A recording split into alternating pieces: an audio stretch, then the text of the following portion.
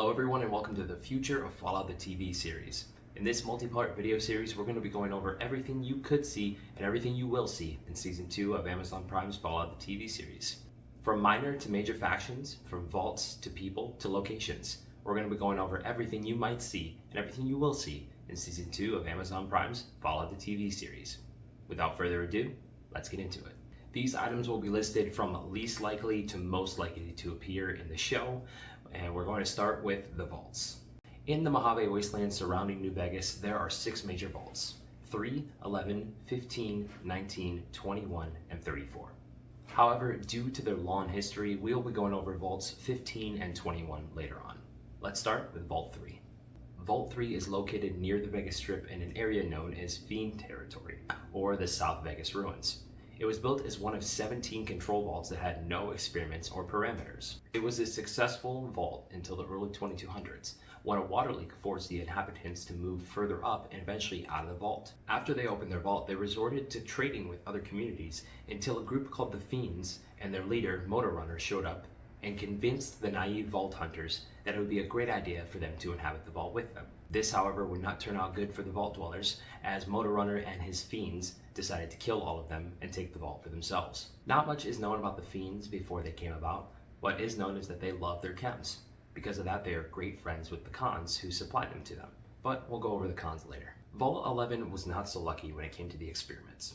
As soon as the vault was sealed, a computer turned on and informed the dwellers that they must sacrifice one dweller a year or they all will be killed. The dwellers decided that their first sacrifice would be the overseer of the vault, the only person who was aware of the experiment when the doors got shut. And this began a long tradition of sacrificing the overseer of Vault 11. This tradition of electing and then sacrificing the overseer at the end of their term continued for 16 years until 2093. The elections were fair at first, but they quickly became corrupt. There are 6 different voting blocks located in Vault 11. The Allied Service Workers, Divine Will, Humanitarian, Human Dignity, the Justice Block, United Vault Technicians, and Utilitarian. The United Vault Technicians did not have much influence as a voting block in the vault. This is shown by not having any of their propaganda located throughout Vault 11. The Allied Service Workers, Divine Will, and Utilitarian blocks counter-endorsed Henry Glover, who used his family as a reason why he shouldn't be elected as overseer. They instead joined the Justice Block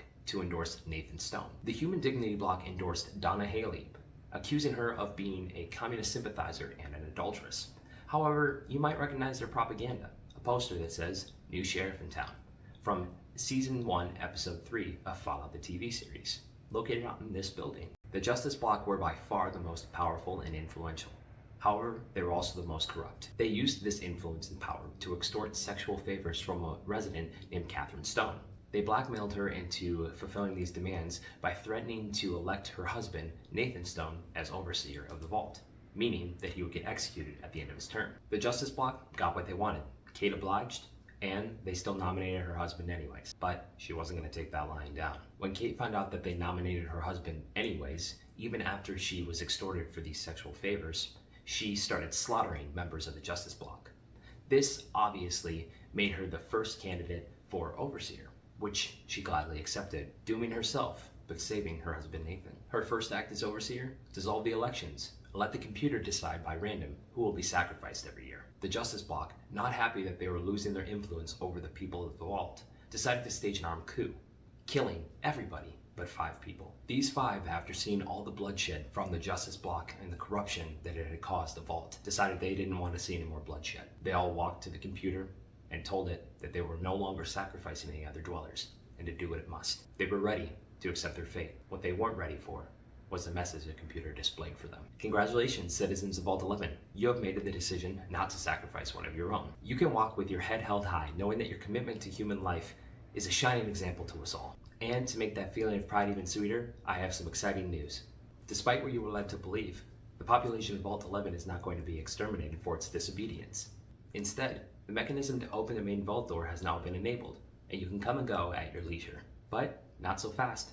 Be sure to check with your overseer if it's safe to leave.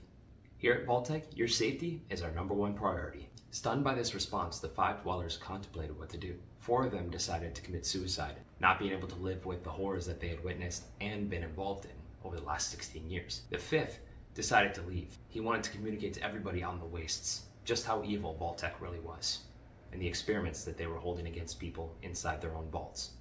4 skeletons can be found at the entrance to Vault 11, a grim reminder of the Vault-Tec experiment. As for the dweller who wandered on to the wasteland, they were never to be found, their story lost to the unknown. Vault 19's experiment was segregating and causing severe paranoia through subliminal messaging. The vault was separated into 2 sectors, red and blue. The experiment was to be done specifically without the use of violence and chemicals. It began when the overseers, as each sector had their own, sent messages to the terminals in each sector, stating that one of the water filters was not working, and to limit water usage until it was fixed. According to logs on the terminals in both the red and blue sectors, the blue side believed that the doctor in the clinic was working against them. The blue side then contracted someone to hack into the doctor's terminal, resulting in them confronting him and getting into a fight with his bodyguards, eventually getting kicked out of the clinic.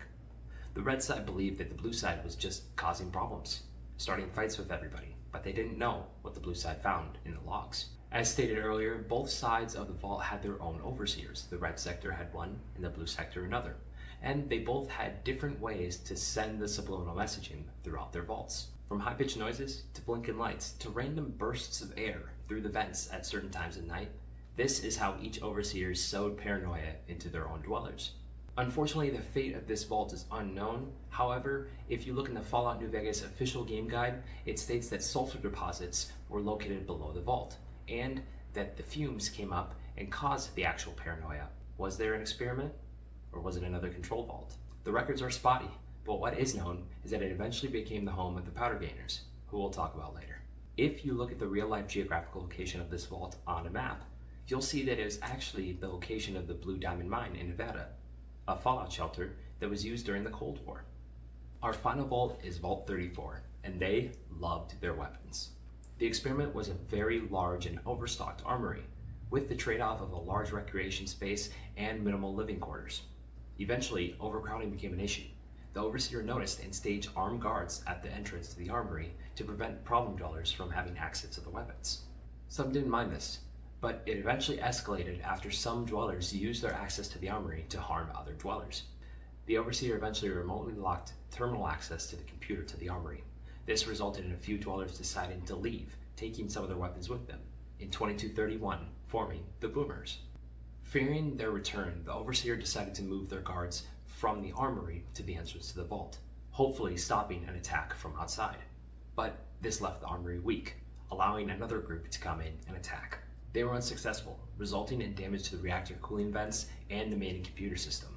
The damage was so extensive, the overseer was locked out of the system and safety measures were put into place, including locking the door to the outside from the vault and trapping everyone inside with the radiation leaks. This eventually ghoulified and or killed almost all residents of the vault. There are a few humans that are still trapped in the vault that can be rescued during a Fallout New Vegas quest. One member of the engineering team for Vault 34 did somehow escape. His name was Chris Haverson, and he can be found at the REPCONN test site. Interestingly, he is 100% human, but believes himself to be a ghoul. He joined the Bright Brotherhood and is a part of them as of 2279, as their only non-ghoul member. The Bright Brotherhood is a group of ghouls who decide that they want to leave the planet in order to live somewhere else. So, they don't welcome anyone else in the group that is not a ghoul. They put up with Chris Haverson and his false belief of being a ghoul, including the fact that he calls everyone else smoothskins, in order to use his engineering expertise to help them build their rocket off the planet. That's all we have for the first couple of vaults in the Mojave. We're going to get right into the next topic, the minor factions that you might see, starting with the Followers of the Apocalypse.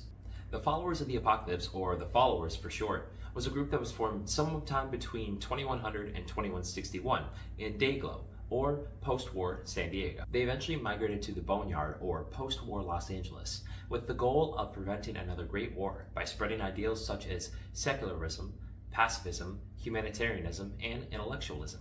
Early on, their founder Nicole did her best to uphold these ideals. However, she ended up attacking the children of the cathedral after her spies discovered that they were not as peace-minded as they said, and were secretly working for the Master. After the Vault Dwellers stopped the Master and his cronies at the Children of the Cathedral, the followers made their way to the Boneyard and started a settlement with a library and a university. Eventually, they would come to share their knowledge with the newly formed New California Republic. With their new allies' military strength, they were safe to expand and send their own scholars out into the wasteland. They did so in 2246. One of their scholars, Edward Sallow, ended up co-founding Caesar's Legion. After Sallow defected, the followers continued to work with the NCR until their new leader, Wendell Peterson, started the Mojave Campaign. They very much disagreed with his pacification of the Mojave wasteland and the violence and expansionism policies that the NCR had come to know. However, in 2275, the NCR cut their own ties and took a schism of the followers and created the Office of Science and Industry, or the OSI. The goal of the OSI was to find practical use for the knowledge that they had obtained over the years instead of just storing it away, like the followers were known for doing. The OSI was placed under the umbrella and protection of the NCR.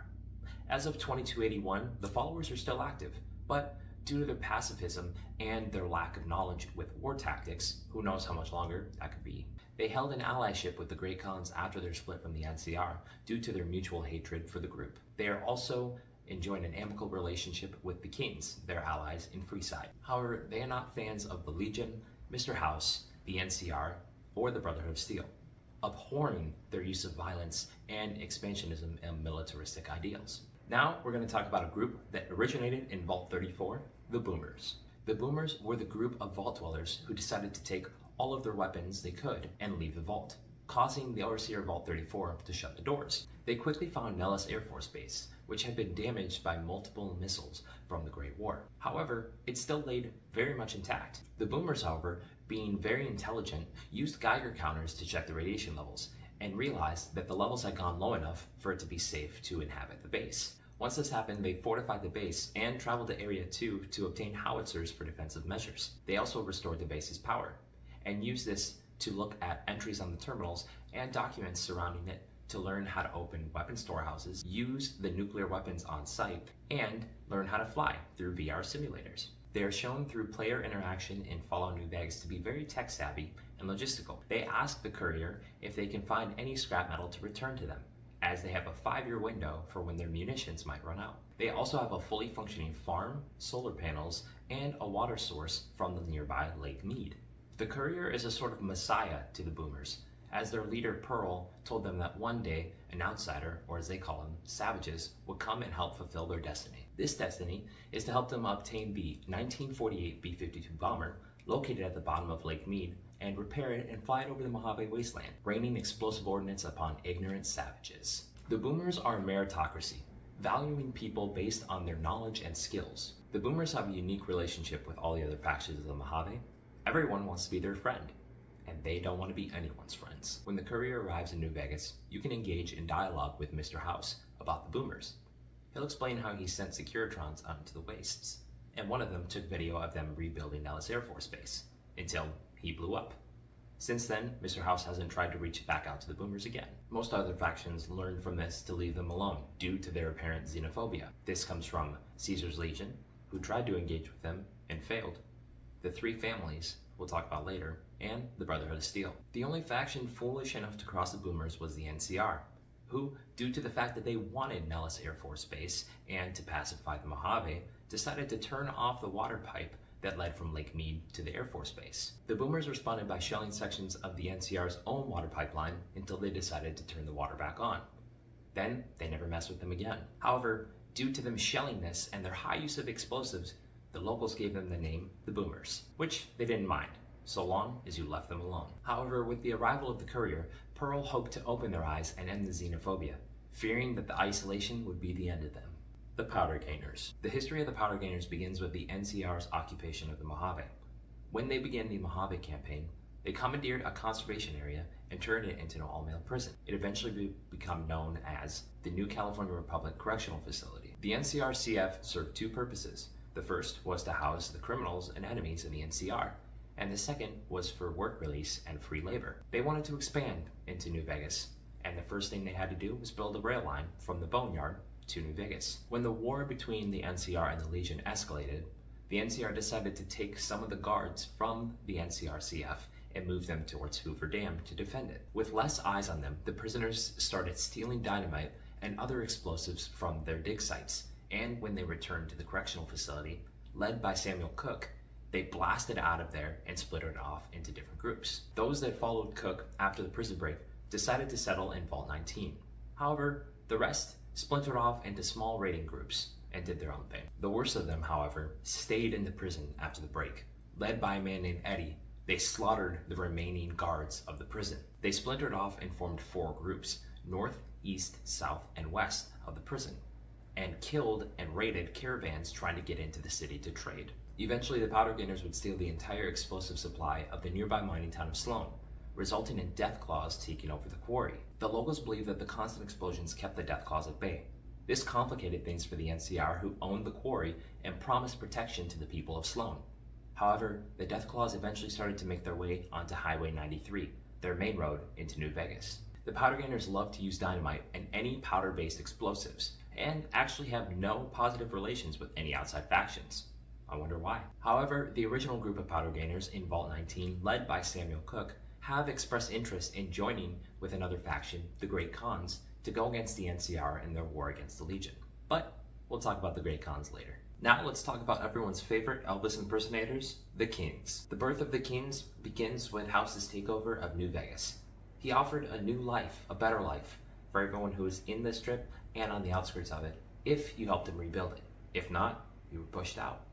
One such scavenger wandered the wastes, happening upon a building just outside the Strip called the King's School of Impersonation, and believed it to be an old temple harboring those who worshipped a man known only as the King. Inspired, he donned the moniker the King and the appearance, and preached personal respect and personal freedom, or autarkism. He quickly gained followers who also called themselves kings, wearing denim and leather with coiffed gel-filled hair. They have since become somewhat protectors of the area outside of the Strip known as Freeside.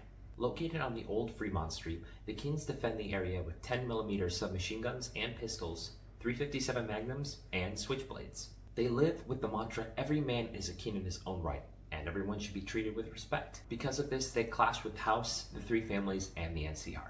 The NCR continue to try to push the Kings out of Freeside by sending refugees into there to drain their resources, as the Kings care for everybody that comes their way, even NCR troops. However, the Kings counter this by charging NCR refugees double to use their water pumps and to buy items from their shops. The followers have a small faction in Freeside and are allied with the Kings. They also help the Van Graff family with their hotel. The Kings are confirmed to appear in Season 2 from the teaser trailer showing the Atomic Wrangler Casino in Freeside, a common hangout for them and the Van Graffs. And now that we've mentioned this family a couple times, let's go ahead and talk about the Van Graffs.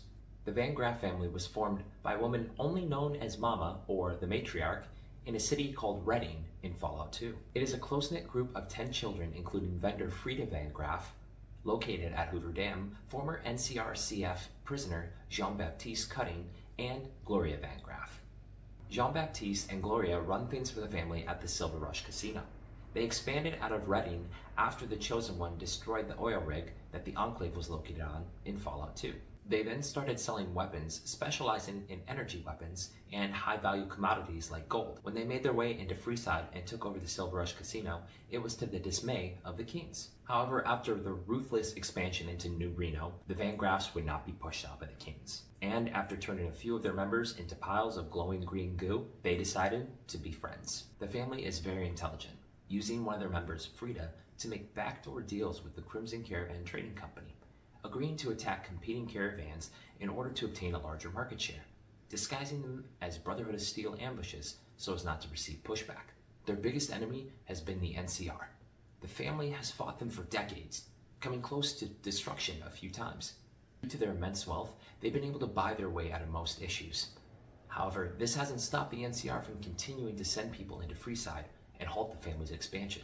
The family has always been business first, not holding many allies to begin with, and even when they do, only valuing the money they provide. This is another way they have kept themselves alive against the NCR, making their largest deal yet with Caesar's Legion. In the war between the NCR and the Legion, the Van Graffs chose the Legion, selling them energy weapons, hopefully pushing them ahead of the NCR. Or so they thought. Gloria used the war between the NCR and the Legion as leverage to broker a backroom deal with the NCR, leading the Legion's men into a trap. In exchange, the NCR and the Mojave agreed to have the Van Graffs as their suppliers. Most large deals like this go through the matriarch, but Gloria made this deal, asking for forgiveness later. The money she made for the family from both sides of this deal and the leverage she had to use against the NCR in the future outweighed her disobedience. After all, it is business first. Our next couple factions were birthed from Vault 15, the Vipers, the Jackals, and the Great Khans. Let's talk about Vault 15 first. Vault 15 was one of the few vaults we knew about before the war. Vault 15 had a ton of successful tours, and the building was going all according to plan.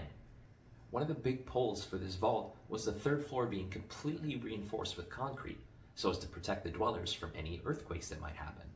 However, that didn't stop them from using this vault for an experiment. The experiment for this vault was to bring together a diverse group of people, from different creeds, religions, ethnicities, and political backgrounds. Lock them all together in the vault for the next 50 years and see what happens. However, due to overpopulation, the vault ended up opening 30 years too early, only being sealed for 20 years and opening up in 2097. The disagreements and infighting from the overcrowding resulted in a lot of people deciding to leave the vault once it opened. 4 groups were born from this exodus: the Vipers, the Jackals, the Great Khans, and the NCR. Let's start with the Vipers. The Vipers were a group originally composed of 200 vault dwellers led by Jonathan Faust after the Schism. When the group took a break after trekking the wastes, Faust and his group found an oasis. The center of the oasis was a dark pit. Faust got curious, peeking inside the dark pit, but losing his balance when another member of the tribe called to him. He fell 40 feet down, breaking his leg in the process. As he came to from the fall, he found himself surrounded by gigantic pit vipers. His group heard a scream from the darkness and silence. 3 people were sent down after him, but they were never heard from again. Without their leader, the group decided to stay in the oasis until they figured out what they should do. They covered the pit with a tarp, nailing spikes around to prevent any darkness from seeping out, and they waited. With no food, no water, and no knowledge of the outside world, the dwellers began to die. In nearly 4 days, 50 of them were either dead or dying from dehydration, starvation, and or radiation poisoning. After a week, they decided to move on. Right when they were all done packing, getting up and ready to go, they were greeted by a pale, emaciated figure. It was Faust. He stated that while he was below, God visited him, showing him the true way. All the group had to do was make sacrifices to the pit of God's messengers. The group believed him to be crazy, yelling and screaming, calling him names. Faust just stood there, listening. When they finally seemed calm, he whistled, and 2 giant vipers appeared, attacking everyone, including Faust. They screamed as the viper fangs tore out their flesh. Faust just laughed. When the next day arrived, the vipers were dead, as were half the remaining vault dwellers. The 200 that began were now around 40, and those that did survive were just as crazy as Faust. This moment came to be known as the Great Awakening. They were convinced by Faust that their lives had been spared by the Great Snake, and now they must fight for him.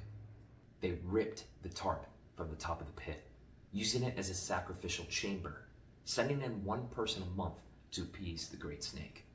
These sacrifices were run by Asp, the son of Faust. These rituals would start with members of the tribe mixing snake venom with alcohol and ingesting it, putting themselves into a trance-like state. If you did not wake from this state, well, you were not worthy. When the younger members reached manhood, they were tested. The mixture would be injected, and if they were not to wake within 7 days, they were sent to the pit, to the children of the Great Snake, what they called the Vipers at the bottom of the pit.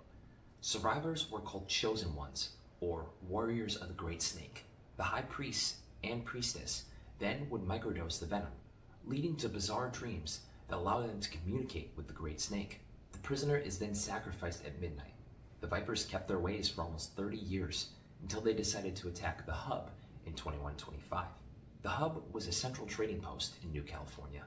The raid was unsuccessful, causing the Vipers to move north, occasionally attacking caravans and smaller settlements to fulfill their monthly rituals. 25 years of attacking and sacrificing slaves and 20 years of their rituals got the Vipers right back to their numbers before their loss of the Hub. These constant raids on settlements and caravans caught the attention of Hylder Maxon II, the leader of the Brotherhood of Steel at the time. He led a small group of men in power armor, believing it to be enough defense against the primitive weapons that the Vipers used, such as small blades and bows and arrows. And he was correct.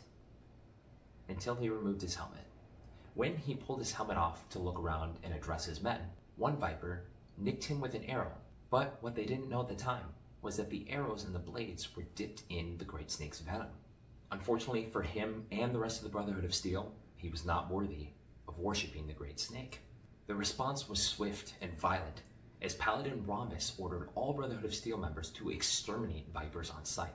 This resulted in leader Jonathan Faust's death while defending the main camp, and his son Asp becoming their main leader. The campaign by the Brotherhood of Steel was almost entirely successful, slaughtering nearly all Vipers, and by 2281, reducing them to petty raiders. Now, let's talk about the Jackals. The Jackals are considered the first clan. They were unique from their Vault 15 counterparts in that they were cannibalistic, earning their name from eating their own members to survive the harsh winters. They tend to fight in groups, savagely overwhelming their enemies. They lack conviction, however, and tend to flee rather than fight. In 2250, they engaged in a fight with the Brotherhood of Steel, but were swiftly stomped out. They quickly dispersed into small groups and scattered throughout the coast. By 2281, like their Viper friends, they are virtually extinct, separated into smaller raider tribes scavenging sites of past battles just to survive another day. Now we're going to talk about a group who has gone through a few different name changes, the Great Khans. The history of the Great Khans, like their raider friends discussed before, begins in Vault 15. This group, however, has gone through many iterations. Khans, New Khans, and the Great Khans. The original group, the Khans, emerged from Vault 15 and adopted a typical raider lifestyle, raiding towns, brutalizing people, and taking slaves. They valued strength, opting to use hand-to-hand combat and following in the footsteps of the ancient Mongols. The group was led by the Death Hand for a brief time, but not much is known about him. In 2155, the group ran into some old friends, the Jackals, and brutalized them so hard they had to leave California. However, a few years prior to this, the son of the Death Hand, Garl, killed his father, becoming the new leader in 2141. Garl had endured years of abuse by his father and snapped. When he became leader of the Khans, he scrubbed the wasteland of any images of his father, going so far as to ban anyone from speaking of him. He did continue his father's habit of raiding the town of Shady Sands, but he was hell-bent on making the Khans the greatest tribe to ever exist, and lead them to rightfully take over the world. This would lead him to making his biggest decision as the leader of the tribe yet. In 2161, he kidnapped Tandy, daughter of the leader of Shady Sands and founder of the NCR, Aradesh. Aradesh then employed the Vault Dweller in Fallout 1 to retrieve his daughter and put an end to the Khans. The Dweller did so, rescuing Tandy and killing virtually all the Khans, including Garl. It seemed like they were gone for good. 20 years under Garl's leadership, and his one decision cost him his life and his tribe. However, in 2161, one man survived and fled. This was Darien, son of Garl Deathhand, and this is how he started the New Khans. Darien fled, spending the next 80 years rebuilding his tribe by hiring mercenaries and anyone who hated the NCR as much as him. He was paranoid, blaming Tandy for ruining his life and becoming obsessed with gaining revenge on the NCR and Tandy herself. He also believed the Vault Dweller was going to return to finish him too, like he did his father. He also kept a doctor around to keep him alive so that he could see the end of Tandy and the NCR. He was smarter than his father though, holding up in Vault 15 and disguising it with a squatter settlement above known as the Squat. These squatters received a share of loot from the caravan raids in exchange for keeping the NCR at bay. He also planted a spy within the NCR, allowing them to find weaknesses and intel. Darien hated the NCR, but also feared them because their president was his greatest enemy, Tandy. The same year they gained their power back, Tandy hired the Chosen One, ancestor of the Vault Dweller, to go look for computer parts in Vault 15. When the Chosen One discovered that there were dwellers in that vault, they brokered a deal between Zeke, the leader of the Squad, and the NCR. The deal was the NCR would annex the Squad, teaching them all they would need to know to survive. In exchange, Zeke asked they take care of Darien. All parties agreed, and while the Chosen One was in the vault to retrieve the computer parts for Tandy, they killed Darien.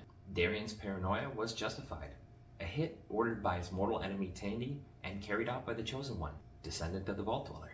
Even though no blood relatives of the Death Hand remained, one mercenary of the New Khans didn't want to let the tribe die. The death of Darien fractured the remaining Khans, sending them scattered throughout the wasteland. Over the next quarter of a decade, Papa Khan slowly brought all the tribes into one, and in 2267, he led an exodus out of New California into the Mojave.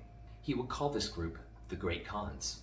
Their first interaction came with the followers of the Apocalypse.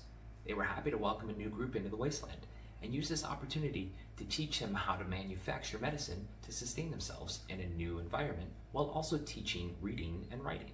The Great Khans would use this knowledge from the followers to manufacture and sell chems, adding to their raiding, pillaging, and slave trade. The technical know-how provided by the followers, along with their knowledge of combat and strong leadership from Papa Khan, will make the Great Khans the most powerful tribe in the Mojave, for now. Just 7 years later, in 2274, House sent his Securitron scouts out into the waste to extend offers of money, weapons, and supplies to tribes willing to help rebuild New Vegas. Some agreed, and those that didn't were pushed far, far out. One of these groups, the Omertas, fought the Khans, and with the superior supplies, numbers, and allies, pushed them out to live in Bitter Springs. The Great Khans stayed here for just 4 years until another disagreement in 2278, when the NCR made their way into the Mojave. Papa Khan, aware of the tribe's history with them, felt it necessary to continue the long-standing tradition of harassing them. The tribes were evenly matched, one raid after another until the New Vegas Treaty. When the NCR arrived in the Mojave, they noted the Hoover Dam.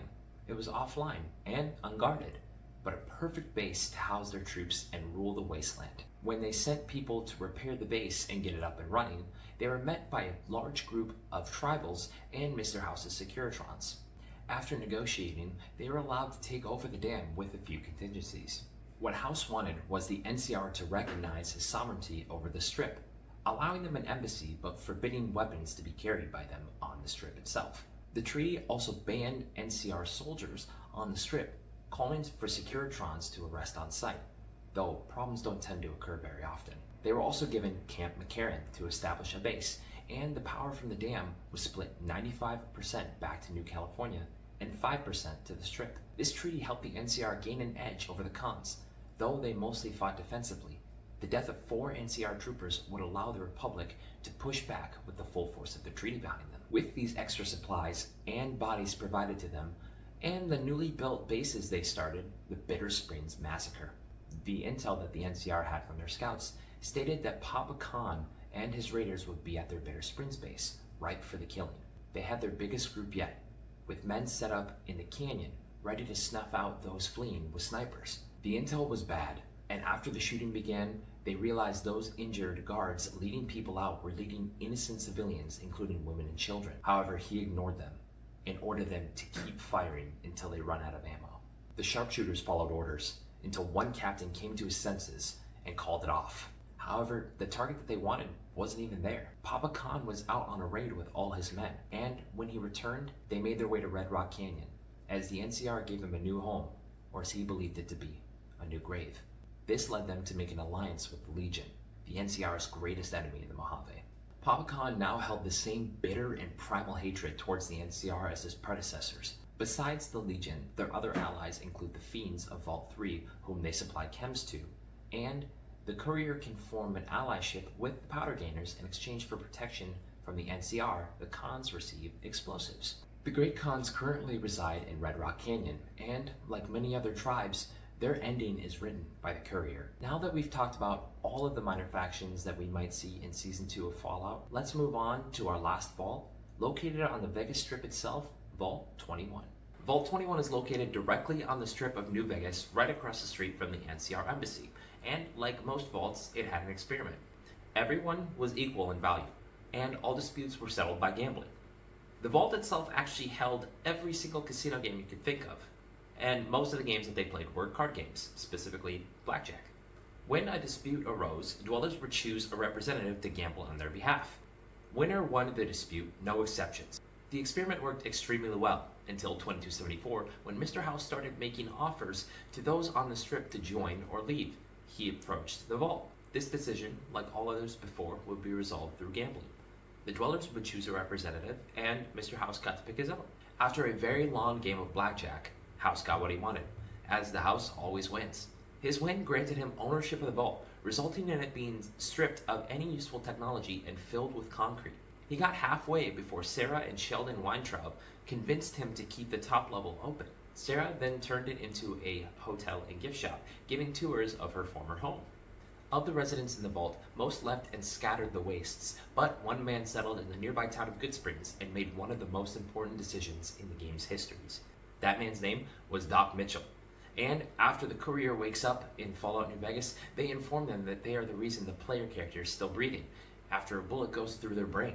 Don't worry, we'll get to that bastard later. Some locations outside the strip are shown in the teaser trailer for Season 2, so let's take a short faction break and briefly touch on these. Novac, or more specifically, the Dino Delight Motel. The town of Novac makes a couple appearances in the trailer for Season 2, most notably known for its motel, the Dino Delight, marked by Dinky the T-Rex. It is protected by multiple former NCR sharpshooters. Located on Interstate 95, it is a major stopping and trading post for travelers, especially after the closure of Highway 15. The town actually received its name when settlers saw a knocked over sign from the hotel covered in rubble and saw No Vac, which was short for no vacancy. In the Season 2 teaser trailer, we can see Lucy and Dogmeat up in the mouth of Dinky the dinosaur, and we can see the ghoul down below battling what looks like raiders, and in the actual trailer for Season 2, we see Lucy shoot a ghoul also dressed as a member of the Kings. Because we can see the Dino Delight Motel, we might actually see some of the notable residents of Novac as well, like Daisy Whitman, who we spoke about in Episode 2, a former pilot and member of the Enclave, Jeannie Mae Crawford, the owner of the Dino Delight Motel, Cliff Briscoe, who runs the Dinobite gift shop, Manny Vargas, a former Great Khan who defected to the NCR after the Bitter Springs massacre, and Craig Boone, former NCR sharpshooter who left with Vargas after Bitter Springs and now runs protection for Novac. Now that we've talked a little bit about Novac, let's go back and talk about Goodsprings, the now home of former Vault 21 resident Doc Mitchell. Goodsprings has a complicated history. First, as a small mining town for the NCR, with a nearby spring, it suffered after the NCR-CF prison break in 2281, as well as the Deathclaws pushed out of the quarry junction by the Powder Gainers. Joe Cobb and his outfit of Powder Gainers pushed their way into town looking for a trader who avoided their most recent raid by the name of Ringo. But this isn't what makes the town almost confirmed. Players of Fallout New Vegas know this as the start of the game. On October 11, 2281, Benny, the leader of the chairmen, ambushed the courier and stole their package, the Platinum Chip, before shooting them in the head and leaving them in the Goodsprings Cemetery. This is when we meet Victor, one of Robert House's Securitrons who witnessed the whole interaction. Victor went over and dug up the barely alive courier and brought them to the town doctor, Doc Mitchell, former dweller of Vault 21. Benny's presence in the show is all but confirmed in the Season 2 teaser trailer, as he is the current leader of one of the three families, the chairman. Victor is thought to be one of House's original scouts and uniquely one with its own personality and capacity to operate independently from House while still carrying out his orders. Victor has been in Goodsprings since 2266. His true owner and intentions are hidden from the town's residents. He was instrumental in retrieving and returning the Platinum Chip, hiring 7 couriers to transport 6 decoys and the chip itself. Victor can be identified by the cowboy persona he carries, as well as the unique cowboy picture on his screen. He can be seen in the trailer approaching the ghoul in a building most likely in the town of Goodsprings. Thank you so much for watching. That was part 1 of the future of the Fallout TV series in Season 2 on Amazon Prime. That was all the minor factions and locations you will probably see in the series.